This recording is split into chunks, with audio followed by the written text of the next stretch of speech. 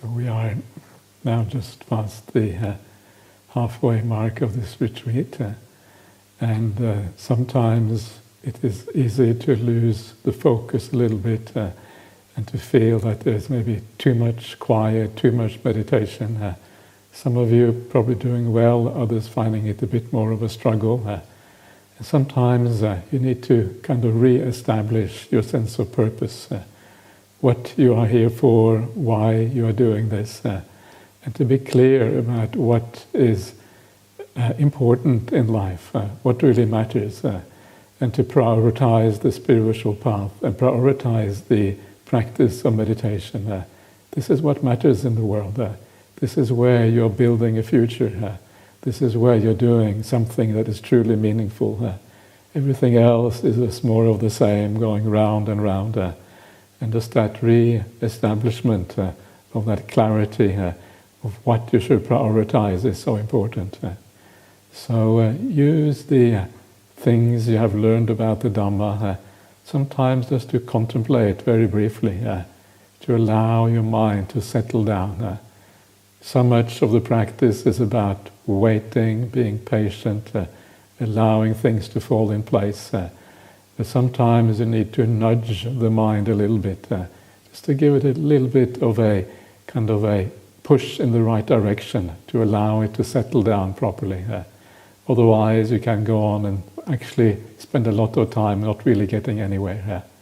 So try this idea of nudging the mind very gently. And see if you can remind yourself of what really needs to be prioritized. Another way of doing this is to do a little bit of death contemplation at the beginning of the practice. To remind yourself that you don't really know what comes after this, what comes after today even. And just that allowing you to remind yourself that the future is so uncertain. There's no need to hold on to it. Let it go. What matters now is this is what is important. Now is what really matters. Come back to the present. Enjoy just being here, allowing things to be here, and gradually enjoy just the presence of the breath.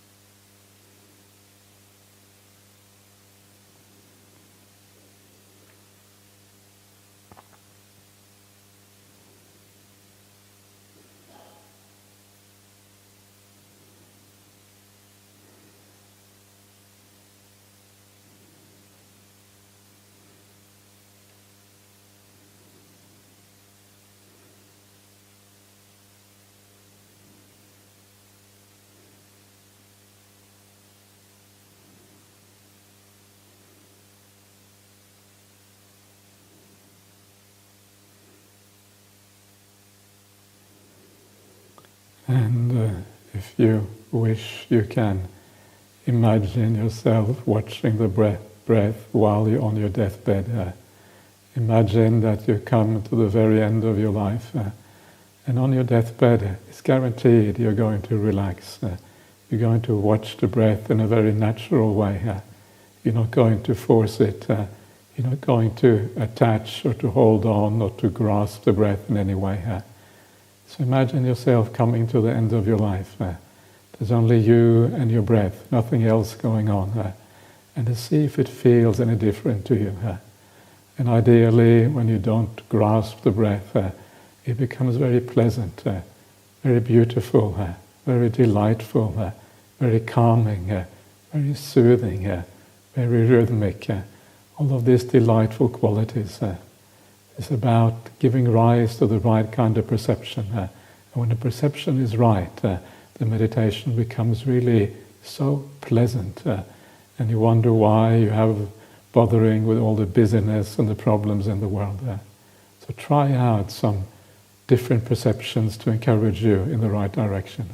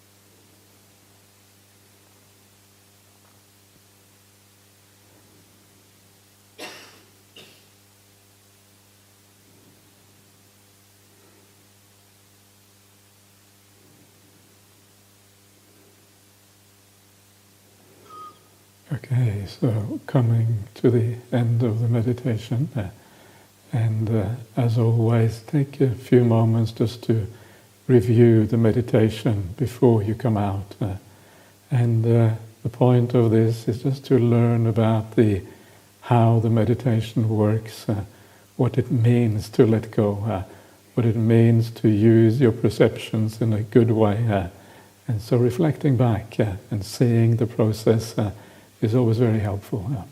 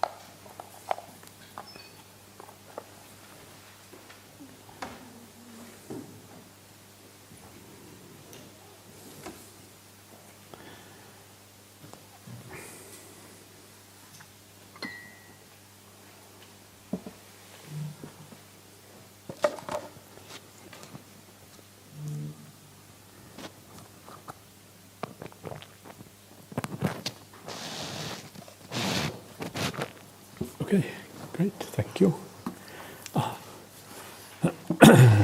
Tuesday's unanswered questions, okay. So they are in the little thing here. Shall we do those first? Okay.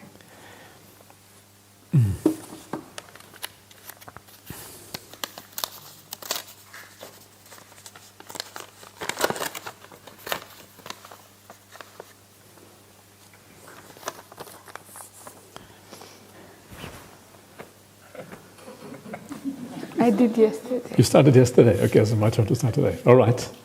Okay, let's see what happens. All right, so dear Ajahn, this is for you, so this is the next one here. Dear Ajahn, how important is it to hear the Dhamma compared to reading it, for example? It's basically the same idea. Often the reason why we talk about hearing the Dhamma is because that is what happened at the time of the Buddha.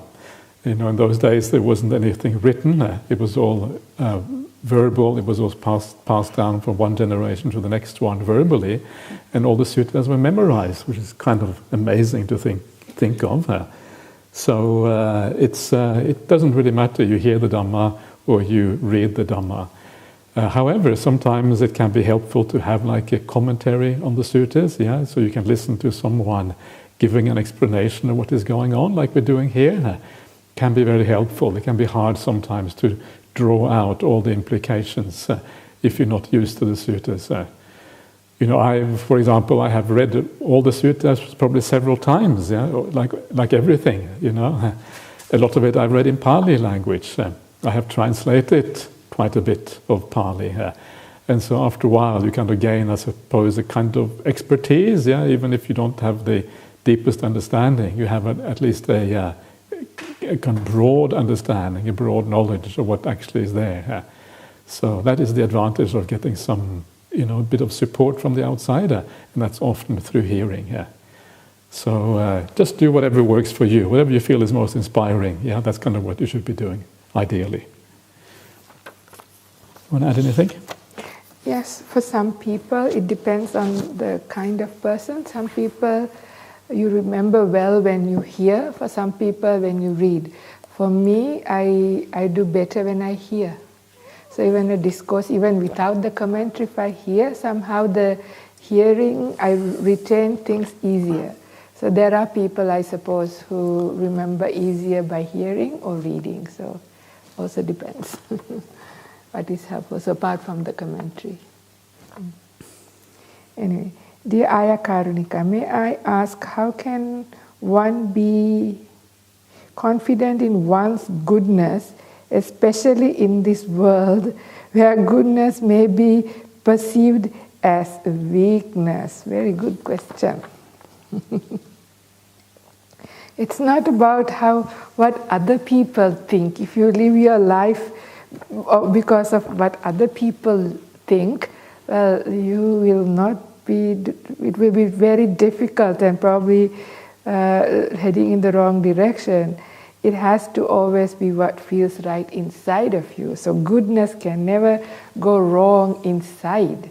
So whether other people think it as weakness or not, that's not really important. You need to do things what feels right for you and good for you, and what other people think is their business, really.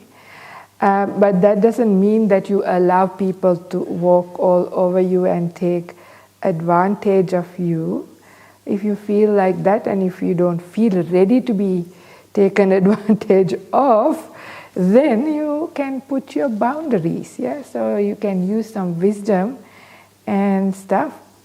But at the end of the day, the goodness, yeah, it's what feels right inside. So not to be afraid of doing the right thing and what feels good, and that remains with you.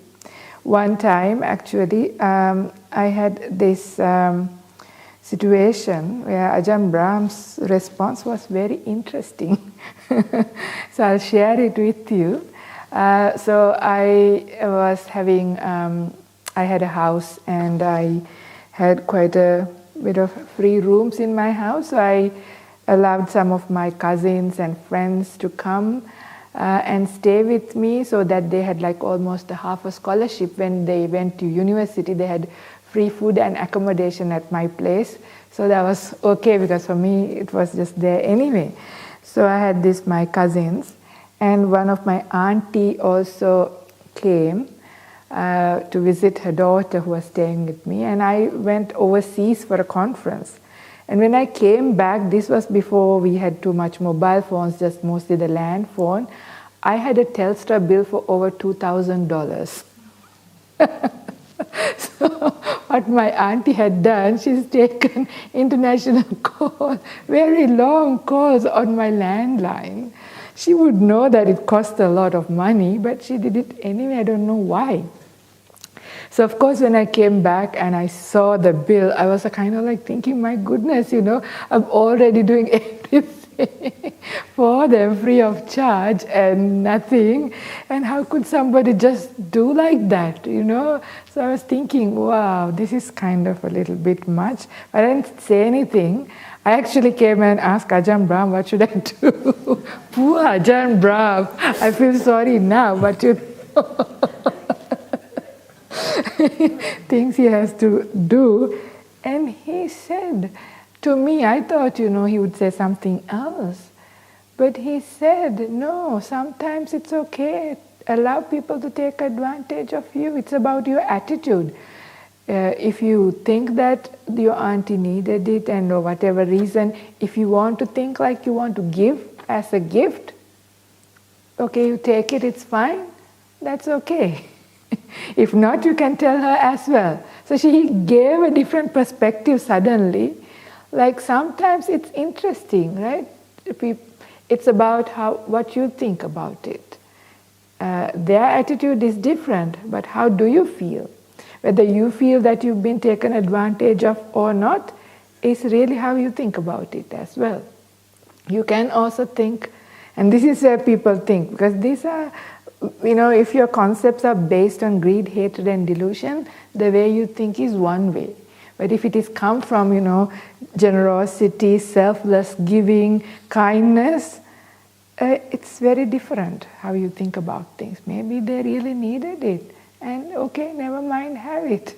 But you can tell for future, actually this is probably difficult for me financially, so please don't do it again. It's another thing, right? So it's interesting. Doesn't mean that you always allow, but you have to use wisdom, but see how you want to think about it. It is a similar kind of thing with my cousin who used to be a accountant, even CPA qualified, and then he decided to become a lawyer. He went back to uni, and I asked him, are you mad? Why are you going back to study again? He said, no, I'm not happy with being an accountant. I want to be a lawyer because I want to help people. So he was really wanting to do that.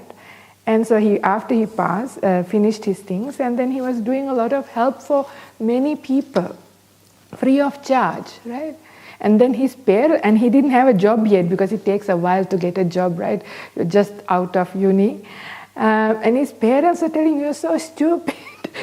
People are taking advantage of you. You should charge them and things like that. But when he was telling me the stories of the people he helped and the kind of situations and the joy he was having, like having helped people, like, these were people like new migrants, sometimes getting disadvantaged, sometimes indigenous people, all kinds of people in all kinds of difficult situations, people who can't really even afford to pay like a couple of $100 an hour for a solicitor, right? So he was doing, but the stories are very inspiring.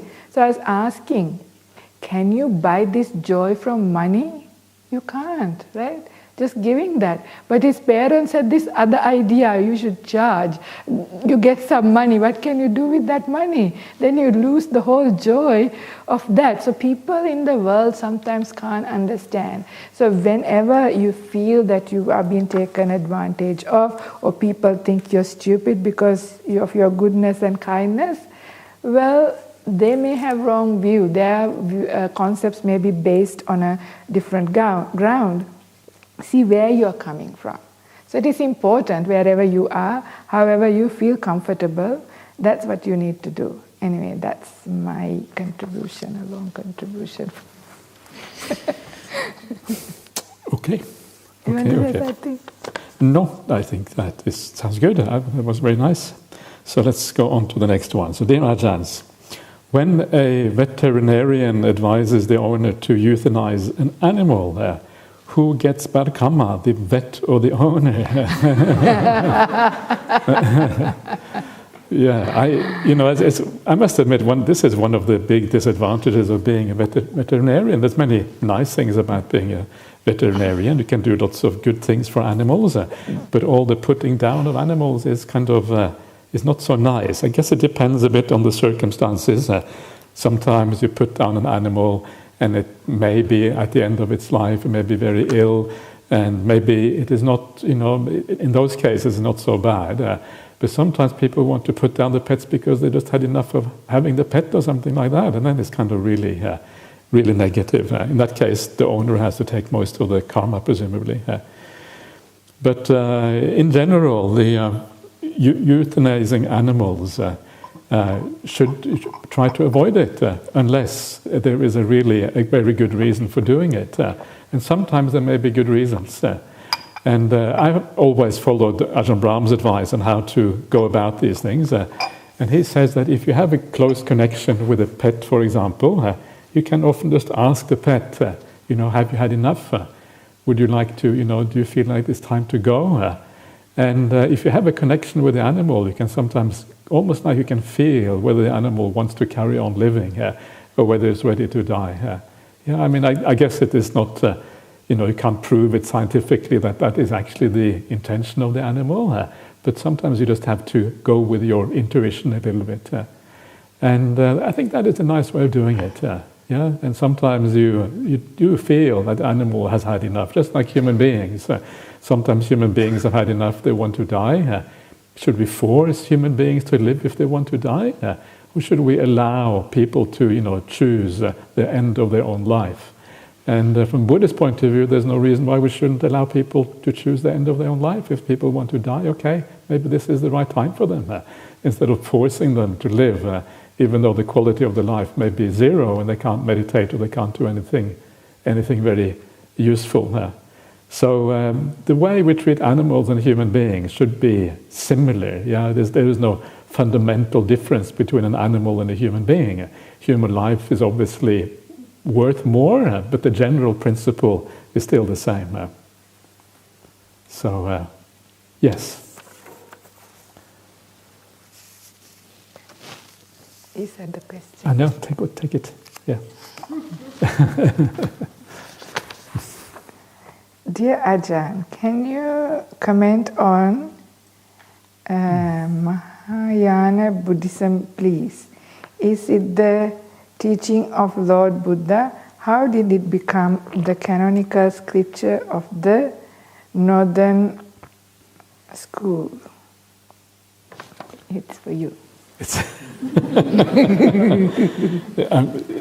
I think you probably know just as much as I do. I don't know anything. Yeah. Okay, you don't know anything, really? Okay. Okay, so Mahayana Buddhism is a kind of a later development of the Dhamma. Yeah, so you have what we call the early Buddhism, and the early Buddhism is basically what we are teaching here. Yeah, part of the Parayana is part of the idea of early Buddhism. And you can know, it's very easy to know roughly what layer of the Dhamma we're talking about, because like all literature changes over time. You get new vocabulary, you get a new style of doing things. If you read something in English language from a certain time and some from another time, you know which is early and which is later. If it's a few hundred years in between, it's obvious. The language changes. And it's exactly the same thing in Pali and Sanskrit and whatever. And so the Mahayana suttas are obviously quite later than the early suttas. That doesn't necessarily mean that they are wrong. Yeah, a lot of later things can be right. If everything that was later was wrong, then we shouldn't be saying anything here. We should be quiet. Yeah, you shouldn't be listening to us. You should just read the suttas. And so it's not as simple as that. And so sometimes there may be very inspiring things in later Dhamma. I remember in my early days I was reading books by the Dalai Lama, for example, and some of the things that he was saying was very kind of compatible with the early suttas. Just watch your breath and be kind and that sort of thing. It wasn't really very problematic at all. So it can be okay. There's nothing wrong necessarily with reading Mahayana suttas. There's nothing wrong with listening to people from different schools. But what is important is to have the foundation in the early suttas, so you can judge roughly what is right, what is authentic, and what is not. So make that the main thing. Yeah, reading the long discourses, middle discourses, connected discourses, and the numerical discourses of the Buddha, the four main Nikayas. And then a little, other things like what we're doing now, the Parayana. That's the foundation. It's from that you can judge whether later things are right or not. If you have any doubt, then I would say just stick to the early suttas. There's plenty of suttas to read. You're not going to run out very quickly. And if you do run out, then start from the beginning again. Yeah, that's what I recommend. Because by the time you get to the end, you will have forgotten where you started. And it's kind of interesting. You read the whole cycle of suttas. It may take you a few years. There's 10,000 pages or something like that, depending on how keen you are. And then when you come back to the beginning, it's a bit like you are starting. It's like you are reading it for the first time again, because all the things you read in the meantime will inform you in a new way, and your practice will have changed. And so actually, reading it again is incredibly useful. I'm always surprised, even now when I read the suttas, I pay attention to different things from before, and so I see things differently. Every word has a slightly different meaning. Because I didn't really notice it before, and I've been reading the suttas for over 30 years now. And so there's always new things in there, always new insights, a deepening of your understanding in light of your practice, etc. So I usually recommend people just to stay with the early suttas. It makes it much simpler. There's more to the question. Is there more to the question? Is it the word of the Buddha? Yeah, no, I already answered that. So I'm happy with that answer. You want to add something? No? Okay.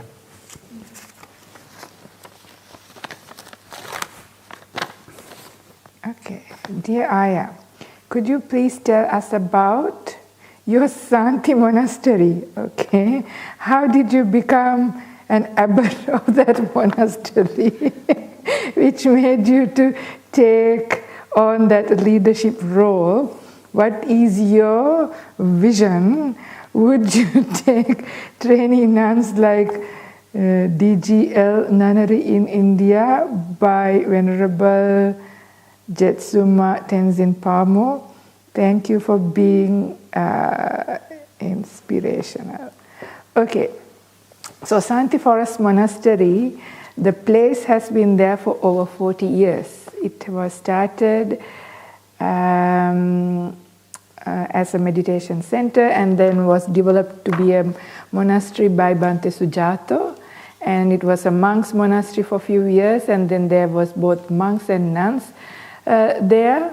And then Bhante Sujato left it to the nuns, and then there was various different nuns trying out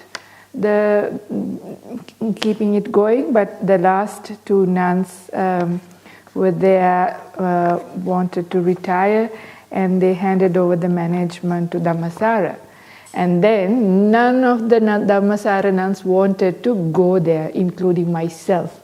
We were very attached to Ajahn Brahm and Ajahn Brahmali and Ajahn Hasapanya and the nice monastery. It's so comfortable. Everything is here. Why would we want to go anywhere else? And nobody would want to go. Everybody was frightened. Now, who would be sent? Will any one of us be sent?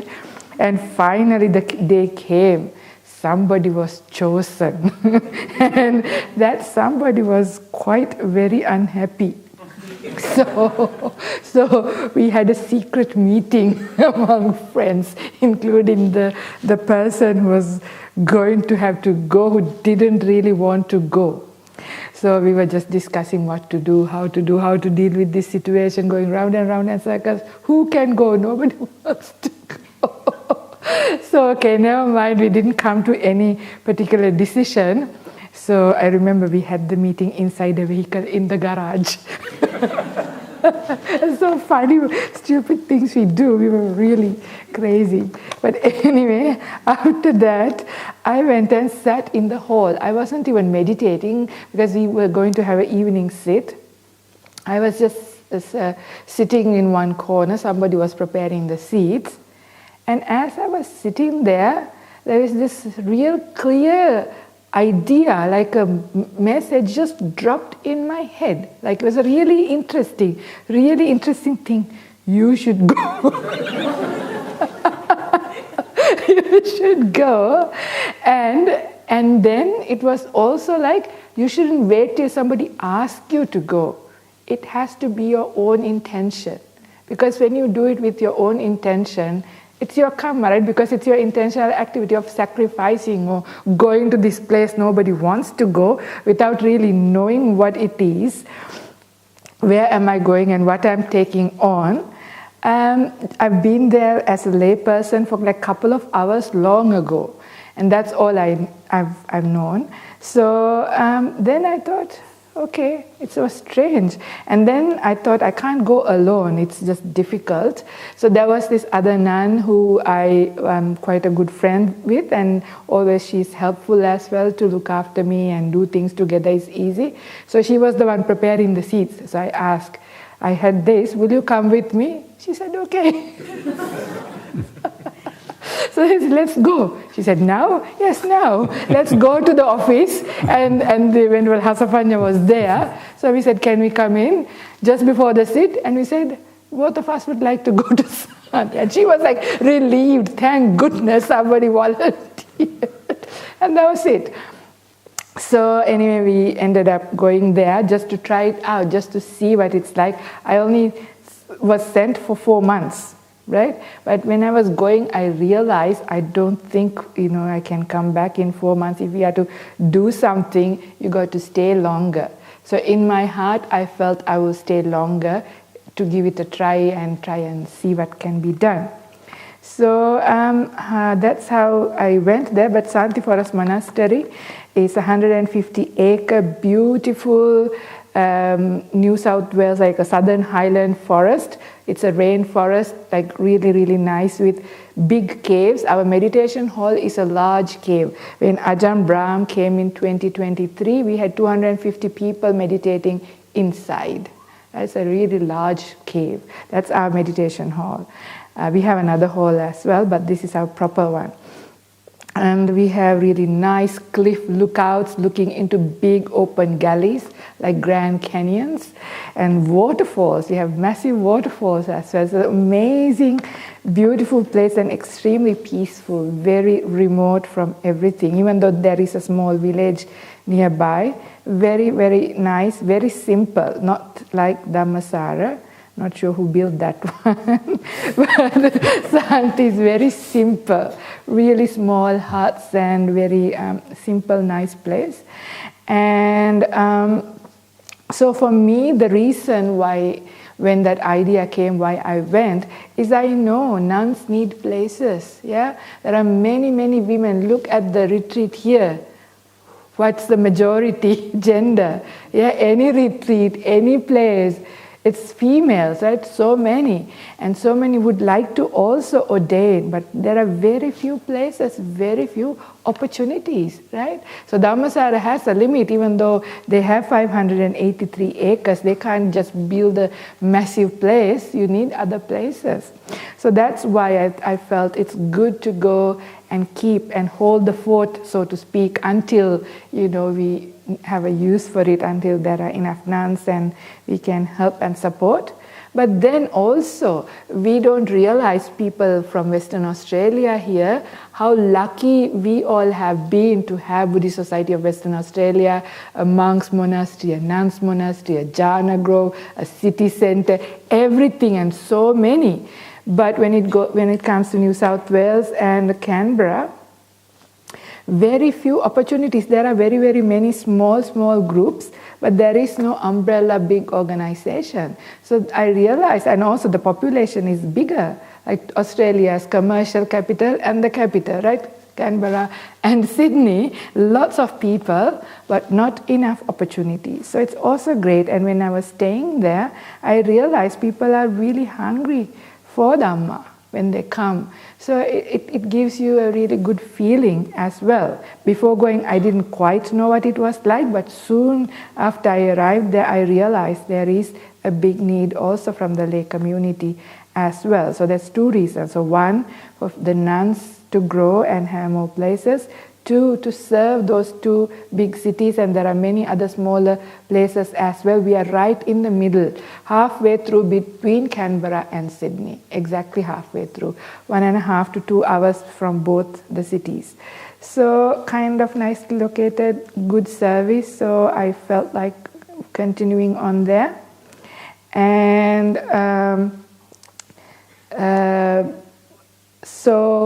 well, there's really nobody. I'm abbot of nobody, really. It's just it is really a position, in the sense it's a required thing to do an organization. You need to have these kinds of things. It's an administrative role, because Ajahn Hasapanya was the spiritual director and the abbot at the beginning, but it became very difficult to do practical things, because you need to constantly sign documents and you have to call. Nobody would talk to me. Who are you? What's your position in the organization?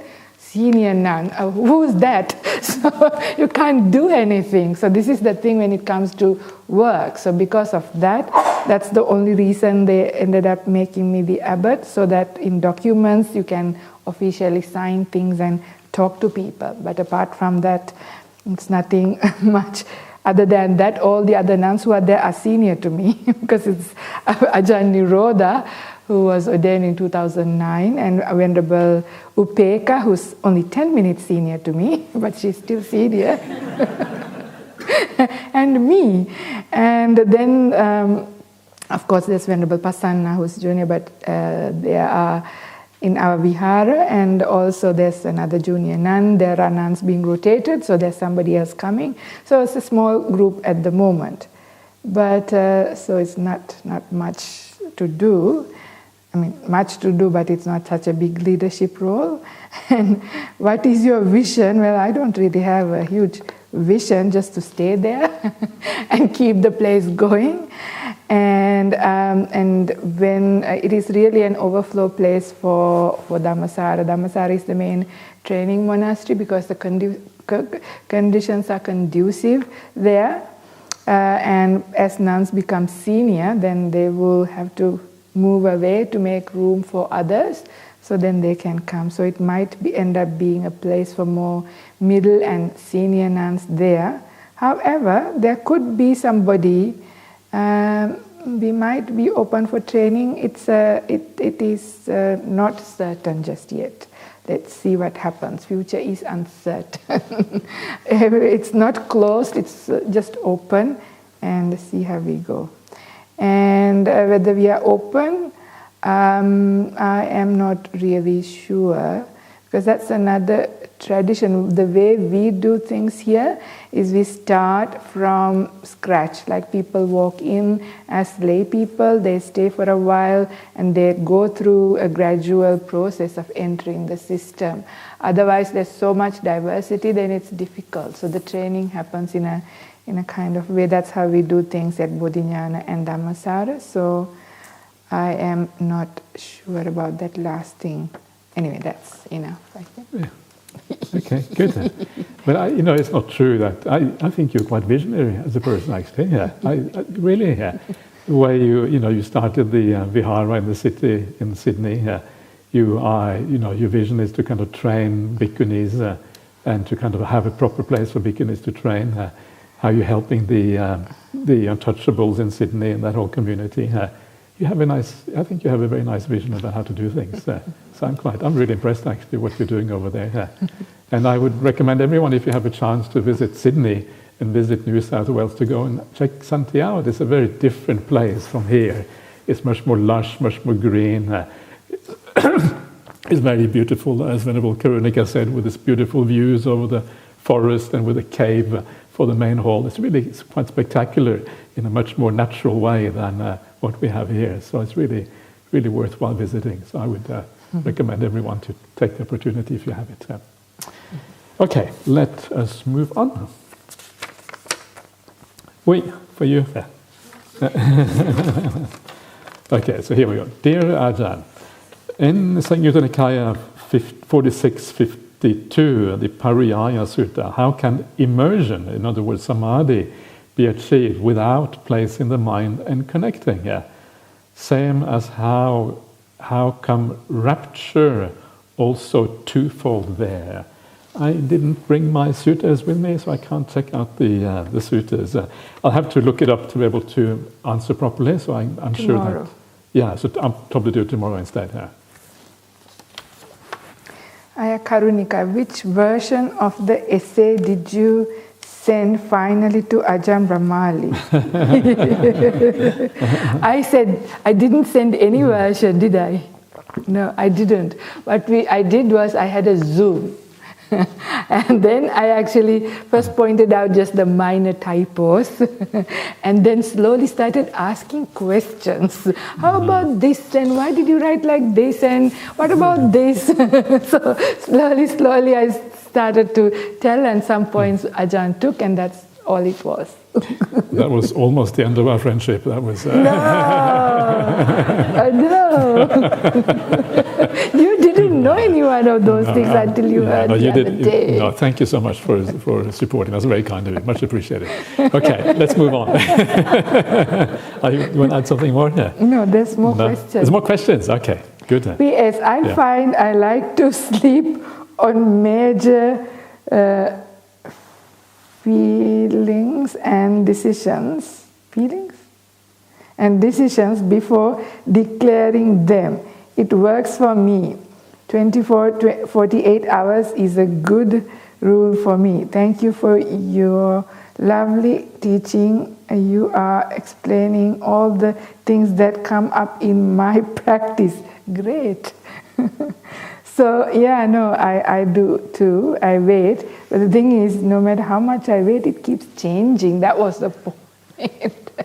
But definitely procrastination is helpful because when you're more calm, more time has passed, probably eventually you have to make a decision. There's no right or wrong at the end, but it would be better, more wiser, more kinder if you allow more time. Yeah. Thank you for that advice or sharing how you do things. Yeah. Okay, I think I remember the sutta actually. It's where each factor is divided into two. So this is from the Bojjhanga Samyutta, the connected discourses on the factors of awakening. And they talk about the twofold samadhi, the twofold immersion. One is with placing the mind and connecting, and one is without. And so placing the mind and keeping it connected here is Bhante Sujato's fancy translation for vitakka, vichara.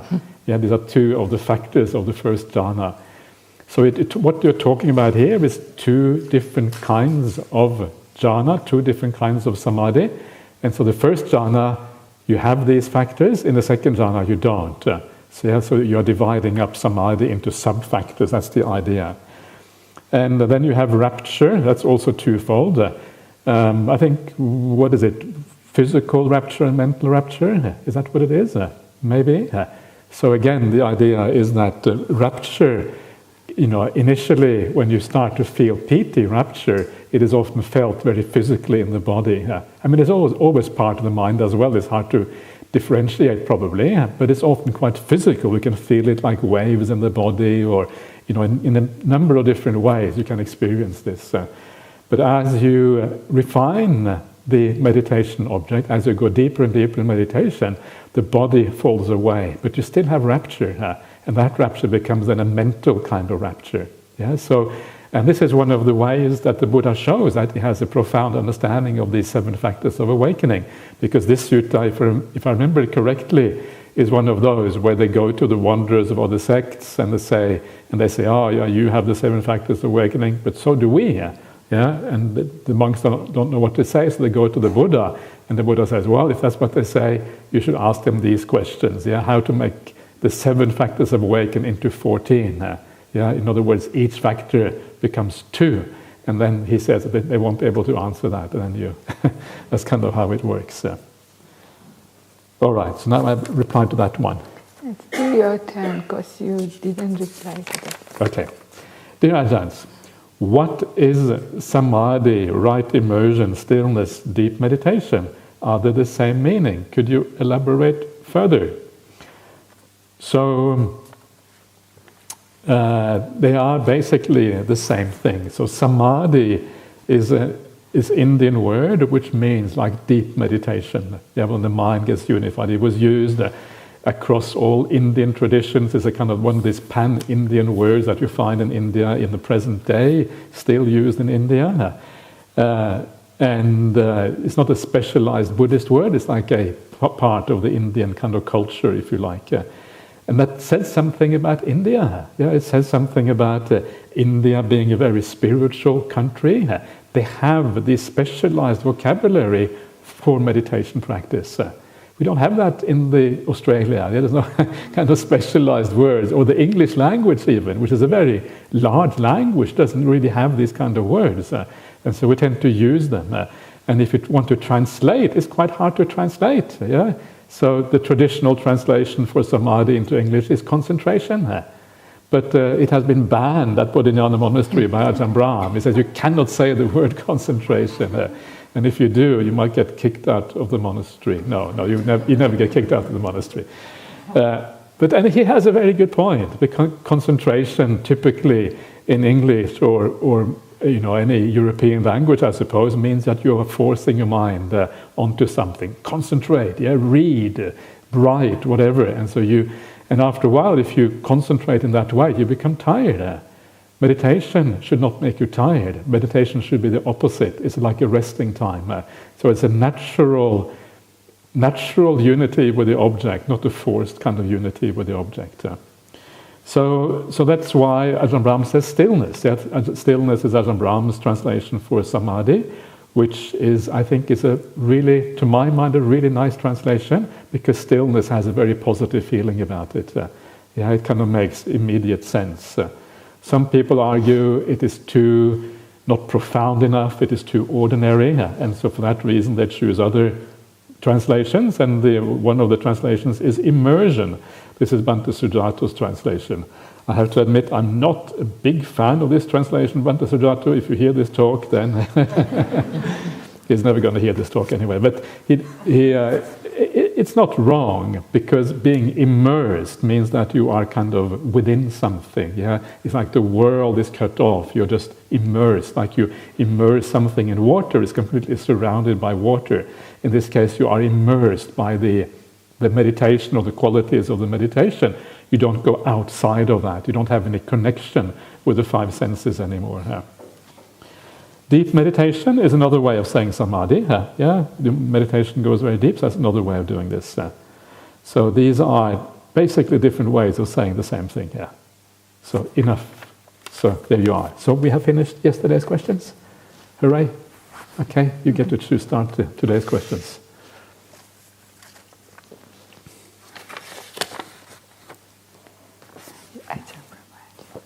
Okay. Dear Ajahn, thank you very much for your inspiring teachings. Today I practiced the reflection on the attachments. Besides the usual Mickey Mouse attachments like job and money, my one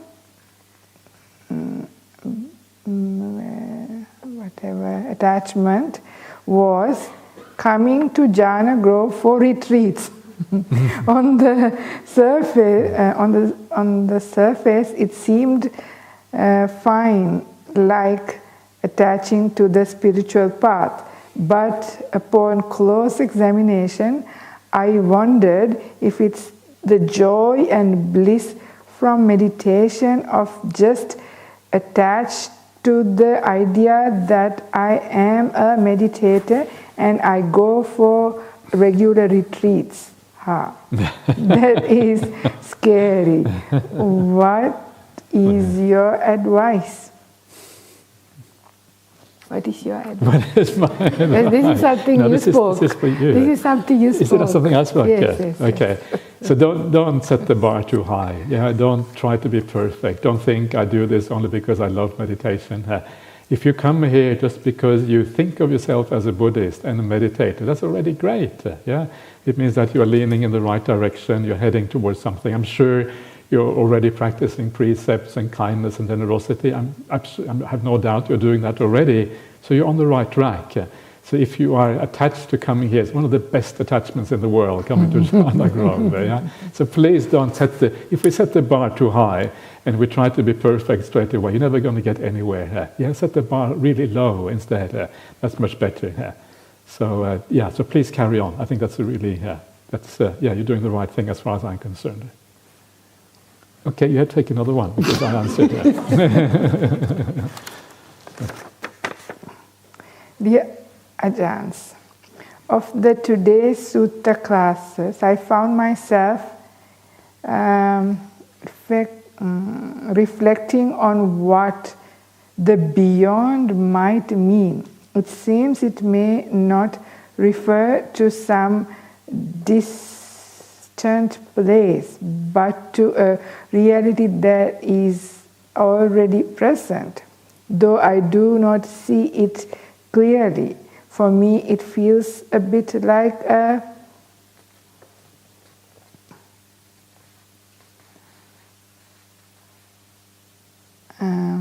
I don't know, like a glacial.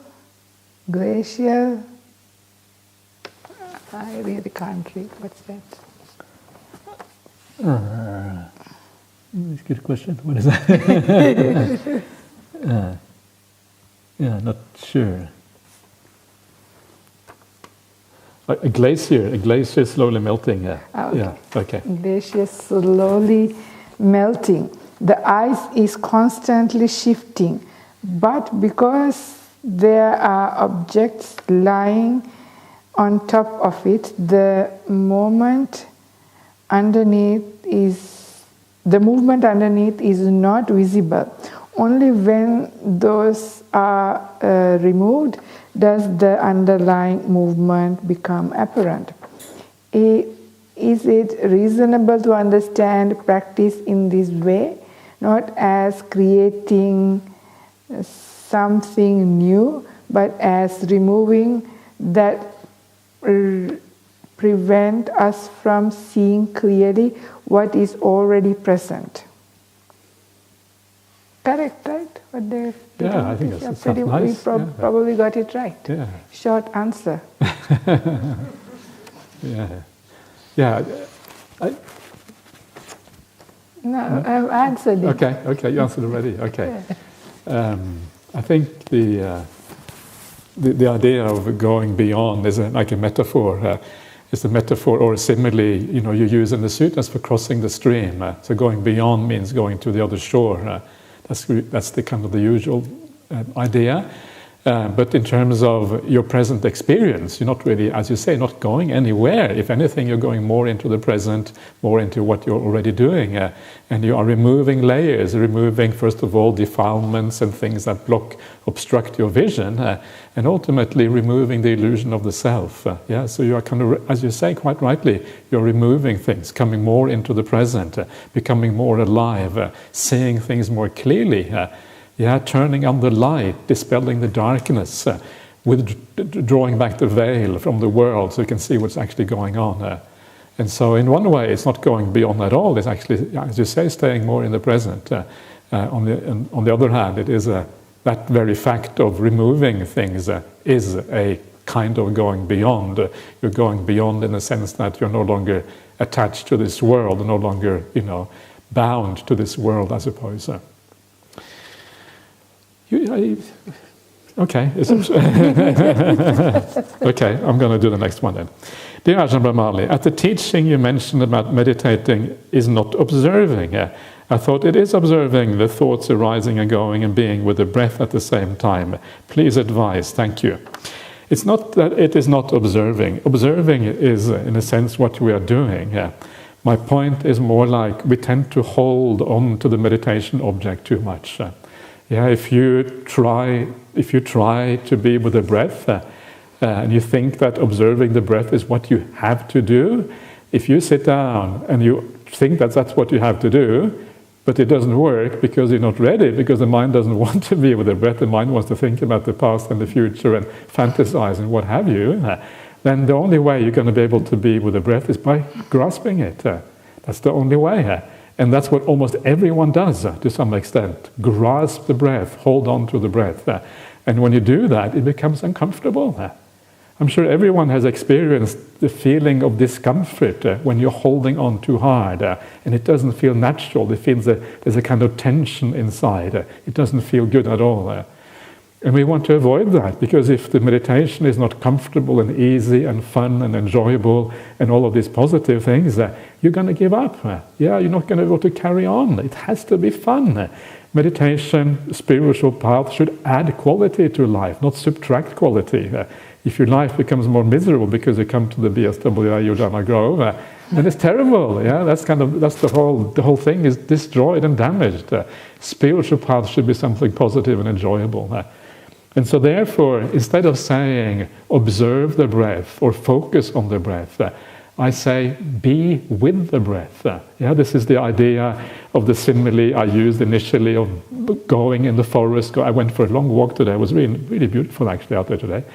And you are with nature. You don't focus on nature when you go for a walk. You just are with. Nature is just around you. You don't grab hold of it and focus on that tree. That destroys the whole purpose of going for a nice walk. And so you enjoy the presence of nature, and because you enjoy its presence, you experience it. You experience the peace, you experience the beauty around you, you experience whatever it is that is positive about nature. In the same way, you enjoy the breath. And when you enjoy the breath, then slowly, the movement of the mind, the thinking, the fantasizing will gradually disappear. That's kind of the idea. Don't force it. Wait. The hardest part of meditation is to be patient and wait for things to disappear. knowing sometimes to nudge the mind a little bit, reminding yourself why you are here. This was kind of the idea behind the tiny instructions I gave tonight, the idea of prioritizing the spiritual path. If you prioritize the breath, you will stay with the breath much more easily. Most people find it hard to always prioritize the breath because there are so many things in life that seem so much more important than the breath, right? How can the breath be important? You know what I mean? Of course you know what I mean, but you also know that that is not the full truth. It seems like so many problems in life, so many things that we have to resolve, so many issues that have to be dealt with. Surely they are much more important than the breath. But the answer is no, they are not more important. Because it is that staying with the breath that you are creating all the cause and conditions for future happiness. That is where your future is made. That is where you create good karma. That's where you make good habits. That is where you learn something profound and really useful. The problems in life, okay, maybe they have to be resolved, but remember, there's just more of them in the future. There is no solution in the world. There is no end to the problems. You just go on and on and on forever. And because there is no end to them, they're not interesting. The end is found on the spiritual path. Progress is found on the spiritual path, not in the world. And so that allows you to make the breath important. Actually, this is what really matters. Everything else is irrelevant. And so you make the breath important, and you enjoy it. And you just hang out with it, and you're patient. And then gradually you learn how to make meditation work for you. So this is kind of the idea behind these things. And of course, I learned this from Ajahn Brahmali. Ajahn Brahmali is kind of the master of this. He just says, sit back and wait. That's kind of his meditation instruction. And it's a beautiful instruction if you can do it. But it's quite hard to do. When Ayya Karunika was mentioning the other day the instruction in one of the suttas that says, the meditation experience or the meditation progression is not to be done by an act of will. Na Ayya Karunika. Not to be done through will. It is not will, is grasping the breath. That's the willpower. Actually, you don't want willpower. It says it's Dhammadhita. Dhammadhita means it's according to nature. The progress of meditation happens naturally. If you try to make nature happen, then nature won't happen. Then it's your willpower again. So nature has to happen according to its own speed, according to its own cause and conditions. So this is natural evolution of meditation. That's what we're trying to do. Allowing things to happen by itself, because this is what happens to the mind if we get out of the way and we allow the process to happen. Anyway, so something like that. So I hope that makes sense. And if it doesn't make any sense, then Ayya Karunika, would you like to say anything? No? Okay. Please. When I'm sitting, I'm able to absorb into states of sometimes extreme piti, sukha, finding tingling energy in the body. Is this jhana? And if it is not, is it on the way? What are the next steps? Thank you. Well, very dangerous thing. Asking. The thing is, there are signs, but the thing is, you can really misread into things. You say piti or rapture or joy. Well, you have joy having your chocolate cake also. You have joy when you're with your friends also. You have joy when you get a gift or when you give a gift. So there are so many levels of these things. Joy, what's the difference between joy and happiness? Piti and sukha. So it's really hard if you just go with this. It's hard to tell when you even say something like this, what level you're talking about. But in general, all of these are good signs. They are like the signposts. Like if you're going from here to Perth City, there is a certain direction. If you go in the opposite direction, you'll end up in Margaret River or something in the other direction.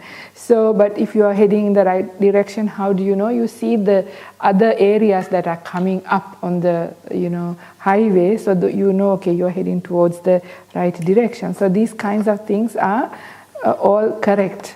But the meditation psychology we mentioned briefly, it builds up in a certain sequence, and if it builds up in that sequence, it is better. Because sometimes people do get into a very peaceful state quite quickly, and they can also stay quite long. It's cool, it's nice, but they have not had piti before. So that is a very dangerous place to go. I have been there many times, that's why I can tell this so confidently. Because when you sit down and you're tired, you just let go, you relax. What you do is you also let go your mindfulness. And then you sort of drop into a place where you still have some bare mindfulness.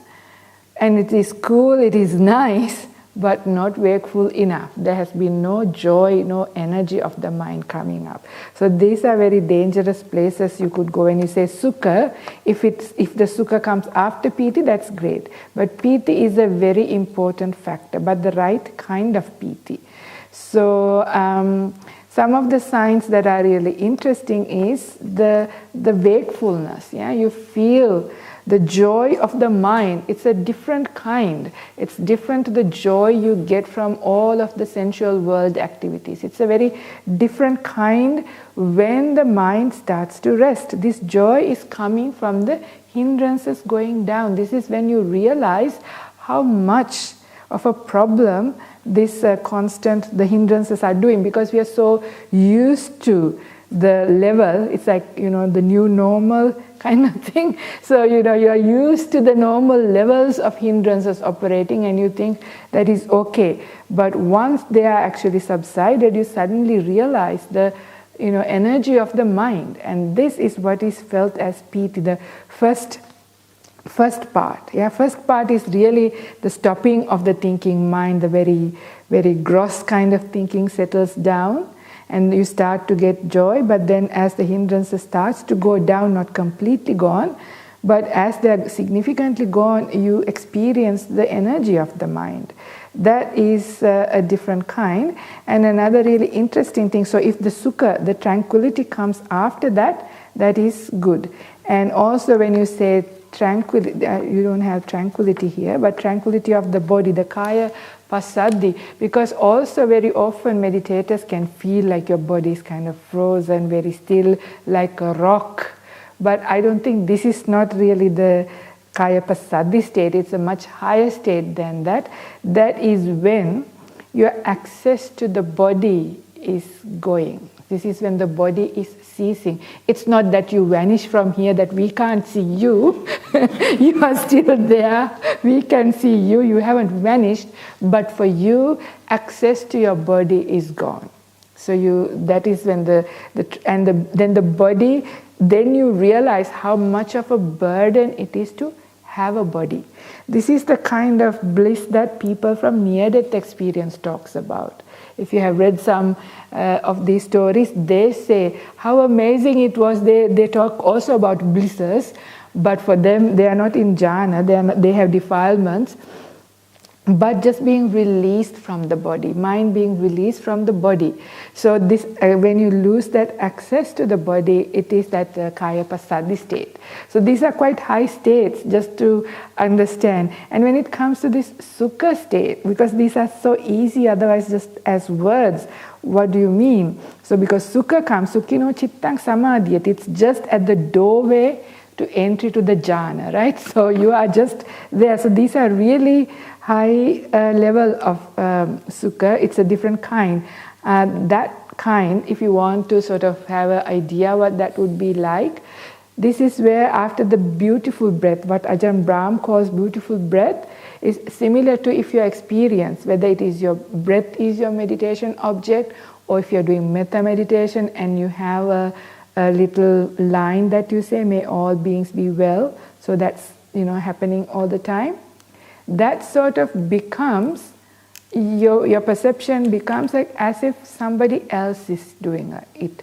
It becomes kind of effortless in a very strange way.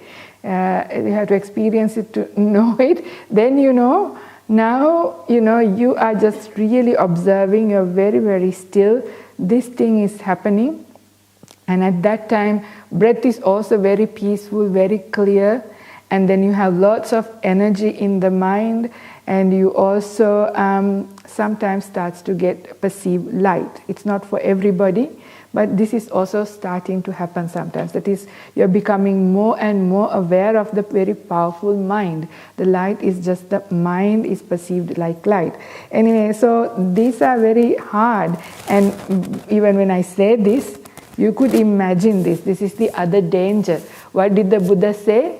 Mind is a magician.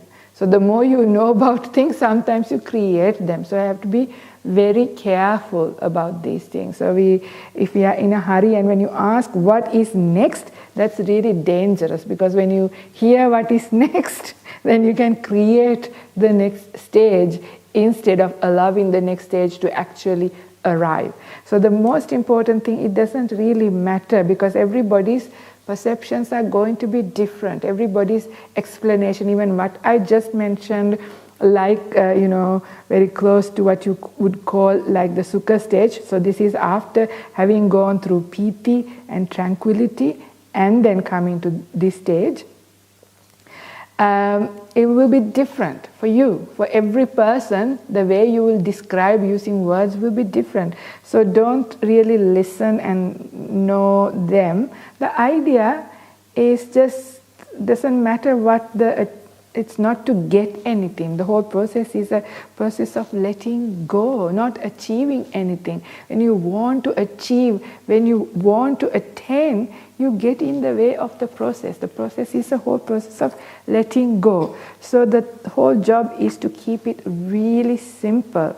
Just stay with the breath, and it just takes you naturally. You just know what to do next intuitively. You feel it draws you in a beautiful way. You've already heard enough from especially Ajahn Brahm, like what to do, what not to do. So it's already there. So the information will come very gently. Our job is to just not do very much. So Ajahn Brahm's advice, just wait. That's precisely the best way after having done the courses. That's why I mentioned last night, like the things that you do actively is outside of your meditation. How you live your life, all wakeful moments, building up all the other 7 factors outside is so much important. When you sit down, the deep meditation that happens is the gift you receive. So it depends on what you have been doing and practicing almost. So therefore don't worry about what's next, because that's a very dangerous question, and asking about these also can be quite dangerous, and getting verification, is this or not, is also very dangerous. So therefore, instead of trying to judge, just do the meditation without expecting anything. When the result comes, when it happens, you don't have to ask the question. Not only you have to ask the question, you wouldn't also even feel like telling it to anybody. Right? It will be so clear, you don't even feel like you have to go and report to your teacher. This is how it will be, because they are very unusual experiences. When that kind of happens, the insight also comes, and you are very clear what happened. It's a very clear thing, because an insight is not anything that is it or is it not. It's very clear. When you see something, you've seen it, right? If you see the cup, I've seen the cup, so I know I've seen this cup. Kind of very, very clear seeing. So not to worry about what happens and what to do. Just trust. This is why I also mentioned why for many people it's hard to meditate or progress in meditation is not having enough confidence. Saddha is one of the spiritual faculties, a very important one.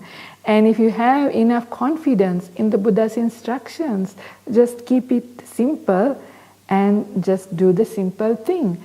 And then when the result comes, you won't miss it because it is an unforgettable kind of experience. So that's all I want to say to this. Yeah, I just want to add that it's also very easy to overestimate yourself. It's very easy to get it wrong. So it is actually very important to check with a teacher, someone who has experience, because otherwise you may think that you are enlightened or stream or you have jhanas when in fact you don't. And this is a very, very common problem. So you cannot just go by your own ideas, because you're very likely to get it wrong. So, yeah. Sorry, I didn't mean not to say, but I just felt like how you feel. Like, usually when you have experiences, you want to go and report, I felt like this, I had this strange experience. But when it's like that, that need to say is not there, but it is important to discuss it. Just so that in case there was that's what I meant. Good, okay. Yeah. Let us go on to the next one. Dear Ajahn, what is the difference between annihilation and extinction? I think they are the same.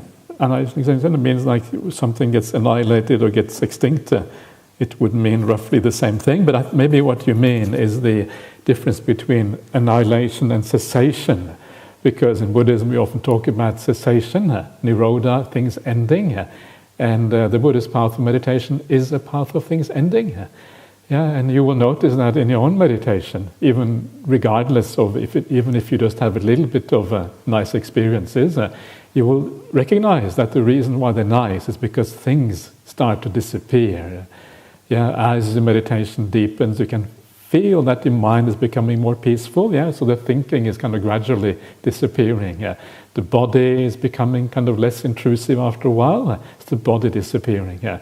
And you start to notice that the more things disappear, the more happy you tend to feel, the more pleasant it is, the more tranquil you are, the more piti and sukha you have.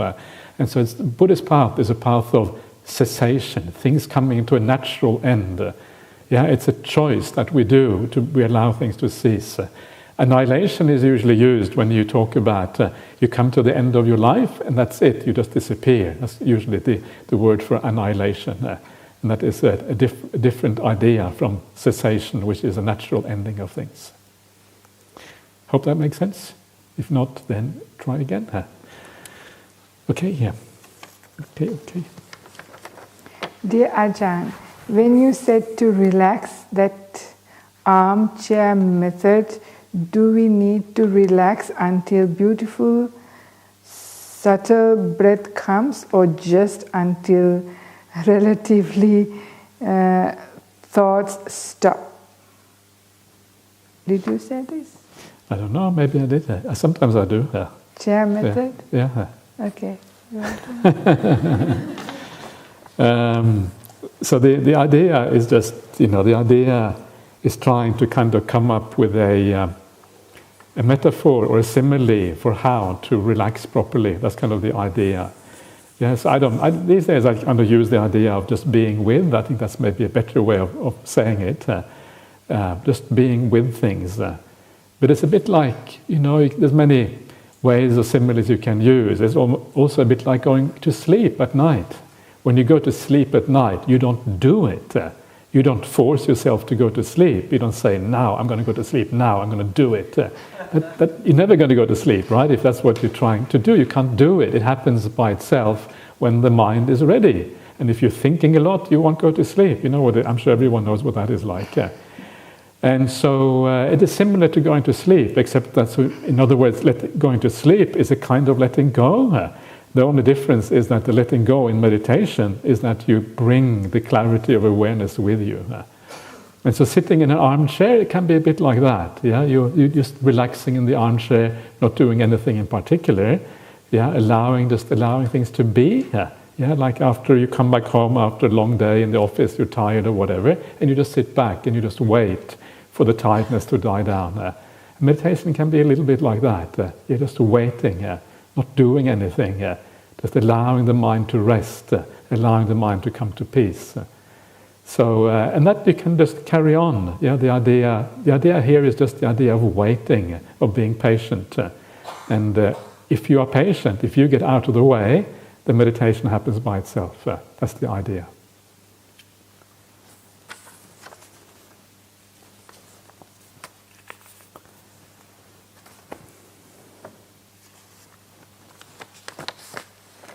Dear Ajahns, thank you both very much for your teaching on these verses. Question: Would either of you consider ever doing a workshop or sutta retreat on the Therigatha and Theragata? No pressure. You can think about it. Think about it, yeah. You think about it. Yeah. Put it over here. This is the thinking part. Yeah. Okay. I'll do another question. Okay. Dear Ajahns, after listening to the talks of attachment and suffering, I feel I do not want to work anymore. Oh dear. I want to fully commit to the path, but I have children and parents to look after. What can I do? With gratitude for all your teachings. Okay. You know, we also have children. We also have parents to look after at the monastery. Different kind of children. How many children do you have? You've been Kamavajachara for so many of the monks and nuns as well. Right? So, you know, as you become monastics also you still have, you know, you have your monastic family then. And there are still juniors, and then there are the older nuns and monks. So there is still, you know, these kind of duties. And work, of course, we also still have work. If you think you go to the monastery and you live in a hut morning to night meditating, well, that's just in your dreams, not in reality. That's why you got to first go and live and see what it's like. It's not all that different. Of course, there are differences. It's not quite the same like that. But, you know, it's your attitude. Of course, if you have children, you have to make sure there is somebody to look after them. You can't abandon your children and go. And you also do have, even as monastics, we have responsibility to look after parents, but that can be done even as a monastic. But it is the children that you need to see, at least until they become adults. So you have some responsibility. But the thing is, and not everybody is going to find a place that is suitable. I have seen some people practicing really well as lay people and joining the monastery go backwards. Sometimes monastic life is not conducive. You just don't know, depending on each person. So in your current condition, just important thing is doing the practice. A lot of the practice can be done also still at home. It's a good ground to practice sometimes because your buttons get pressed more often, the more opportunity. But the only thing is that how you organize yourself. You can do some changes to your life. Find out what are the unnecessary things you do that you waste so much time. We all do. It's like you can rearrange your lifestyle a little bit. You can talk to your people and arrange and see whether you can do things in a way that you can also have a little bit more time.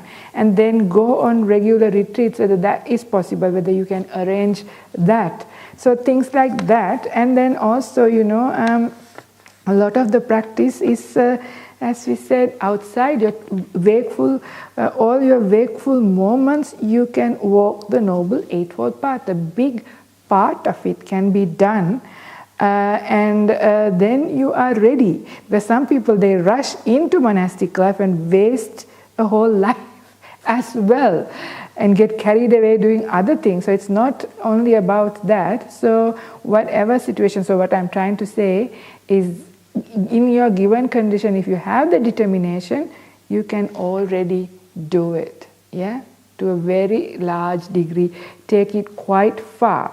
And the doors sometimes open. Yeah, sometimes doors open in unexpected ways for you to take up monastic life. Because when you are practicing, when you are doing that with that clear determination and sincerity, sometimes opportunity comes. When that comes, take it up. So, but not to get disheartened, not to now think about how to get rid and how to sort this, you will start going backwards, because then it's a problem. So don't make it a problem. Instead, see how you can do things from where you are.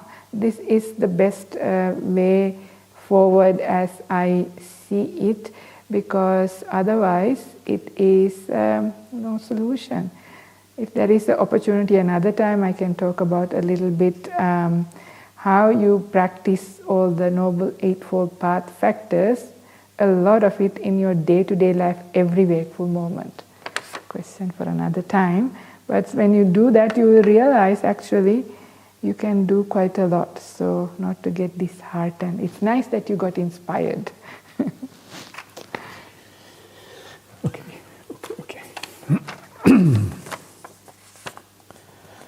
Okay, so thank you, Ayya Karunika and Ajahn Brahmali, for a wonderful retreat. That's a good start.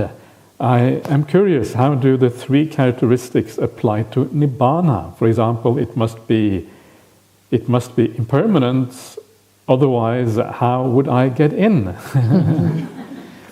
Your urgent answer is greatly appreciated. My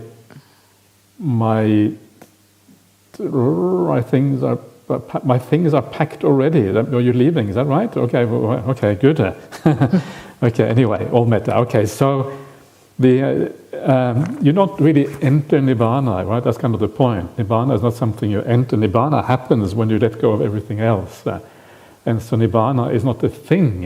Yeah? And impermanent, remember, if I say to you that the word like cessation or the ending of things, is that impermanent, an ending of things? That doesn't make any sense to think of it as impermanent or permanent. An ending of things just means that something comes to an end, and then it can re-arise again or not afterwards. Nibbana is like a final ending of things. And because it is a final ending of things, it doesn't make sense to call it impermanent.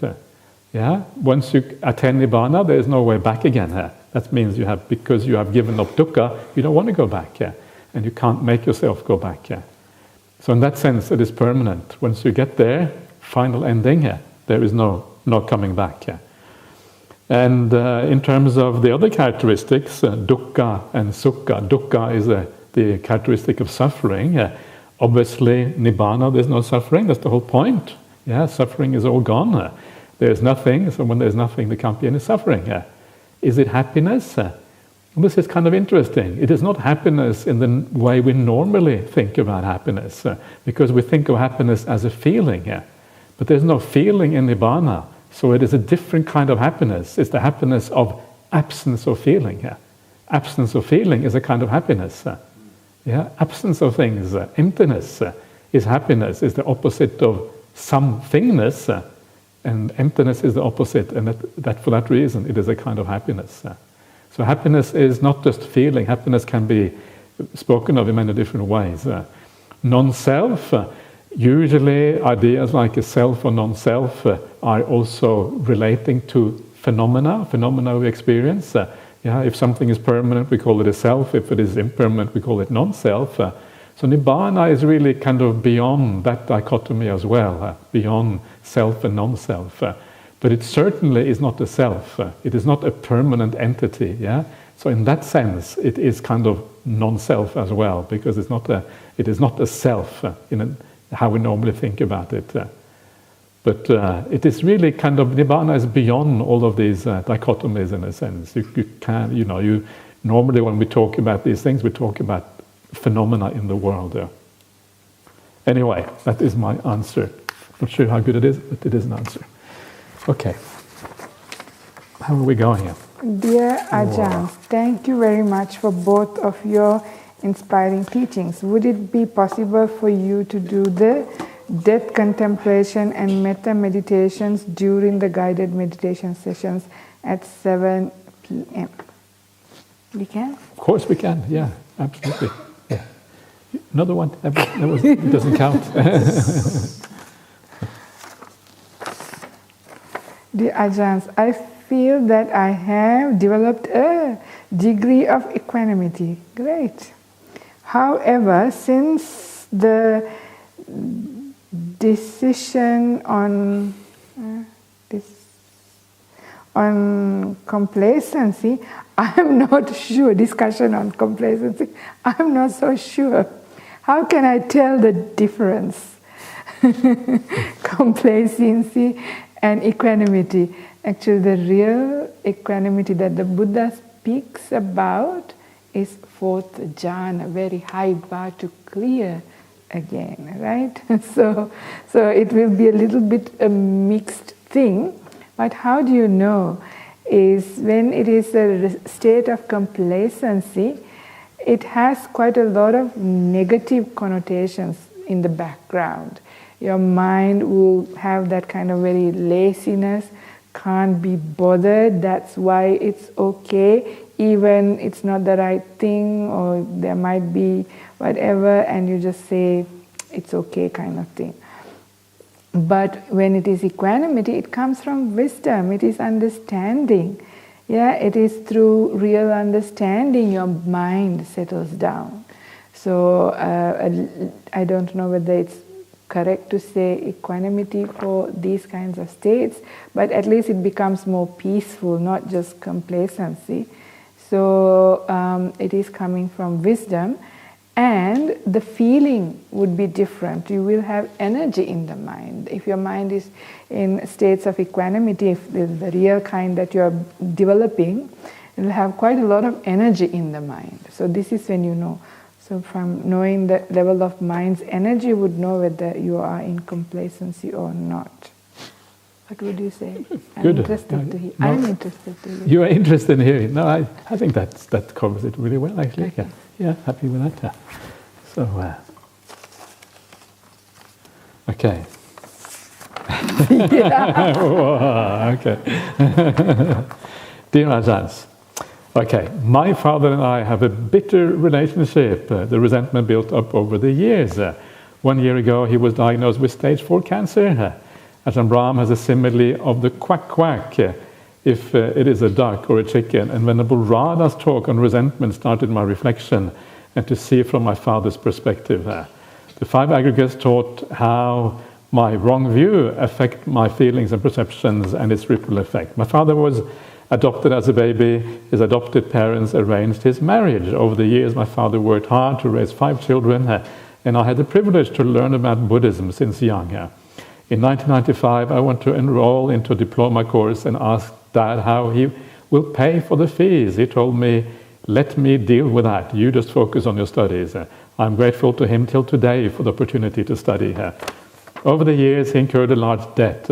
I was angry with him for using the money I have asked him to repay to his younger sister, who paid for the computer so I can study. Later, I realized he was struggling to support us and was embarrassed to say. Often we do not know the truth and jump into conclusions.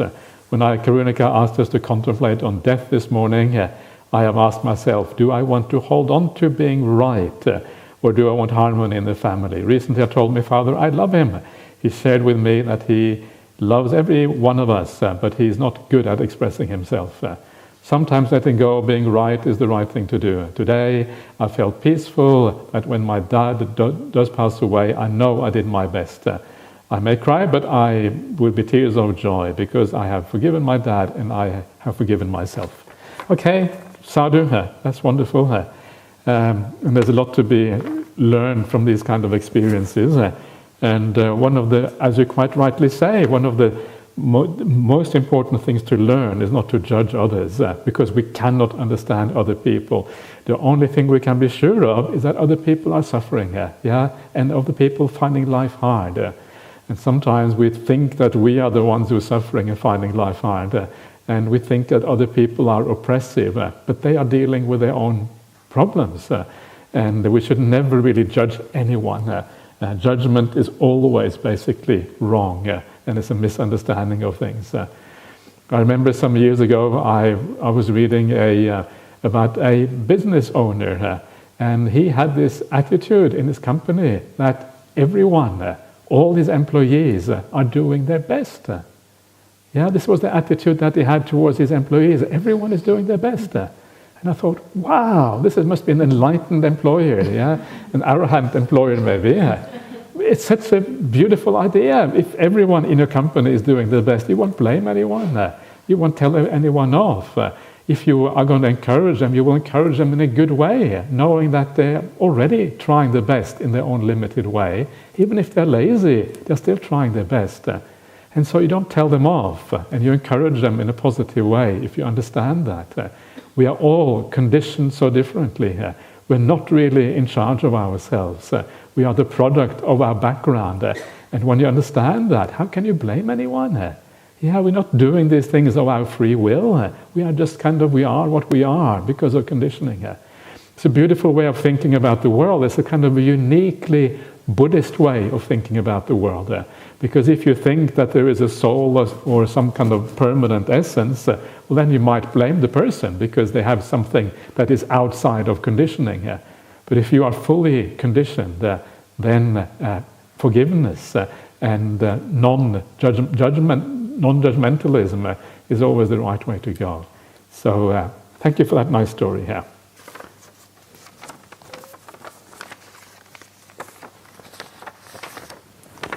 Hello, Ajahn Brahmali.